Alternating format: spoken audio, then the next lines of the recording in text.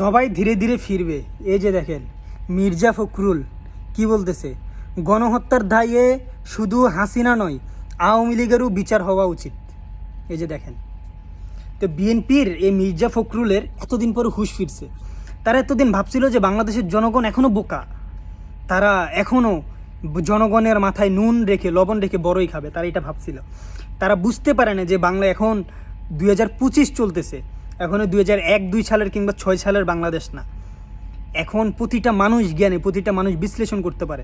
তারা এতদিন যে নির্বাচন বলে চিল্লাইছে যে আওয়ামী লীগ একটি রাজনৈতিক দল, ও আওয়ামী লীগকে পুনর্বাসন করার চেষ্টা করতে শুধুমাত্র শেখ হাসিনার বিচার চাইছে, আওয়ামী লীগের বিচার চাই নাই, আওয়ামী লীগ নিষিদ্ধের পক্ষে ছিল না, অনেক কিছু আপনারা জানেন। তো এতদিন তারা টের পায় নাই যে জনগণ কাকে বলে। ওরা বলতে বিএনপি বড় দল, বিএনপির জনপ্রিয়তা বেশি, এইটা বলে বলে এতদিন অনেক লাফাইছে। এখন ফাইনালে যখন তারা দেখতেছে যে জনগণ আসলেই কোন দিকে ধাবিত হইতেছে, জনগণ যখন এনসিপির দিকে যাইতেছে, সাধারণ জনতা যখন এনসিপির দিকে ধাবিত হইতেছে, তখন এদের হুঁশ ফিরতেছে।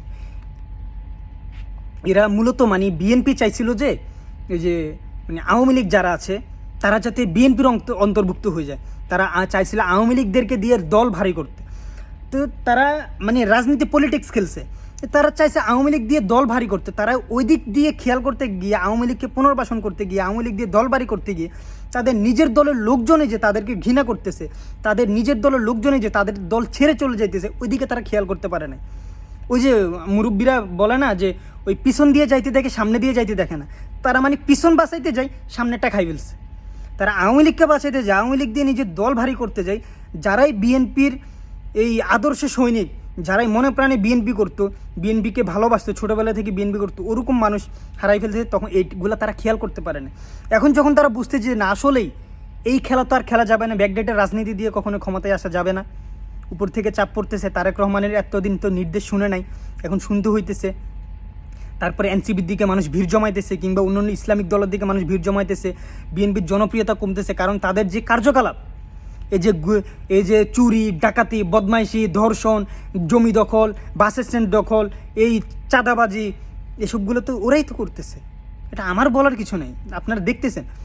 যখন দেখতেছি, তারপর এই যেটা সবচেয়ে বড় সংস্কার, আওয়ামী লীগ নিষিদ্ধের পক্ষে না, আওয়ামী লীগের বিভিন্ন ধরনের। তো এর কারণে যে তারা জনপ্রিয়তা হারাইতেছে, এটা ওরা ধীরে ধীরে বুঝতেছে, আরও বুঝবে, অপেক্ষায় থাকেন। এখন তো শুধু মির্জা ফখরুল, আরও এই যে কয়েকদিন আগে রুমিন ফারহানা এই যে উল্টাপাল্টা কথা বললো, মব বললো, তো এই সবারই মাথা ঠিক হবে। ওরা এখনও বুঝতে পারে নাই, ওরা এখনও 2006 সালে বসবাস করতেছে। ওই যে মুরব্বী মানুষ, তো ওই জেনজের চিন্তাভাবনা তাদের মাথায় ঢুকে না, তারা ওই ব্যাকডেটা রাজনীতি নিয়ে থাকতে চাইছিল। যাই হোক, অবশেষে ফাইনালে ফিরলো, ধীরে ধীরে সবাই ফিরে আসুক। আমি চাই যে বিএনপি অনেক জনপ্রিয় একটা দল, বেগম খালেদা, এই মেজর জিয়াউর রহমানের দল, বেগম খালেদা যে আপসীর নেত্রীর দল, এদিকে তারেক রহমান আছে। তো এত ভালো ভালো যেই দলটা লিড দিল, এত ভালো ভালো মানুষ, সেই দলটা কখনো এইভাবে কয়েকজন স্বার্থপর আর এই ক্ষমতালোভীর জন্য এভাবে ধ্বংস হয়ে যাইতে পারে না।